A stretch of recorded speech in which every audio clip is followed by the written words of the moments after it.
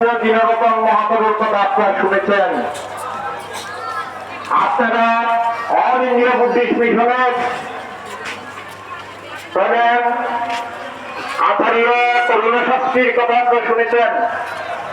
তারা এবং আমাদের জ্ঞানরঞ্জন বড়ুয়া মহোদয়, যিনি আমাদের প্রয়াত প্রধান সংঘের নেতা ছিলেন, বাংলাদেশ বৌদ্ধ কৃষি প্রধান সংঘের,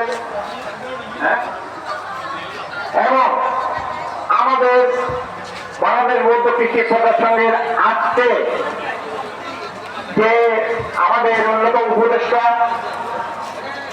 প্রকৌশলী সুনীলকান্তি বড়ুয়া, তার সঙ্গে একটু নিবেদনে রাখি যে তিনি আমার সাথে আমরা যারা হারাত্তর সদস্য, যারা নীতি নির্ধারক ছিলাম 24তম মহাসমন্বয়ক থেকে 28তম সমন্বয়ক পর্যন্ত, দেশে দেশে জাতি জাতির কাছে বাংলাদেশের বৌদ্ধ ধর্মের অভিবৃদ্ধি সংরক্ষণ সংস্থাপনে নিবিড়ভাবে কাজ করেছি। এই 5 বছর ধরে আপনাদের গ্রামের সন্তান সুনীলকান্তি বড়ুয়া, আজকে বিভূতি রঞ্জন বড়ুয়া কেন্দ্রীয় কমিটির আজকে আইন সম্পাদক, আজকে চন্দ্রবিকাশ বড়ুয়া সে যুব শাখার অন্যতম নেতা, তারা প্রজন্ম থেকে প্রজন্মান্তরে এদেশে এই গ্রামের সন্তানেরা তারা কাজ করছে।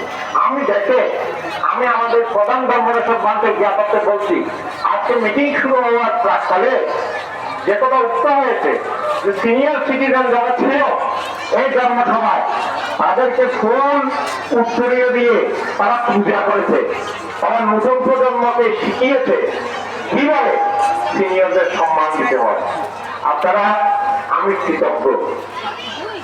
আমি বাংলাদেশ বৌদ্ধ কৃষি প্রচার সঙ্গে পরে আমাকে যদি এই গ্রাম, এই জনপদে, মহানগরীতে, এই বিহারে আজকের তরুণ যুবক দানোৎসব কমিটি, প্রধান পূর্ণিমা তরুণ যুবক দানোৎসব কমিটি আমাকে আজকে দানোৎসব সভায় প্রধান অতিথি করায়, সম্মানিত করায়, আমি সেই সম্মানকে মাথায় তুলে নিয়ে আপনাদের বলে এই সম্মান আপনাদের সন্তানদের, এই সম্মান সুনীলবাবু প্রমুখ, জ্ঞানবাবু প্রমুখ, ওই যে 2 জন সাংগীতিক ব্যক্তিত্বের কথা বলেছি, যে আমাদের পরম সম্মানিত উপসংগনায় উত্তরী ভারতীয় ভিক্ষু সংঘের প্রয়াত দিনরতন মহাদেব, আপনি কর্মসূত্রে আজকে আমার কাছে তার পিক পাঠিয়েছে হোয়াটসঅ্যাপে, অর্থাৎ আমাদের নিবিড় যোগাযোগ।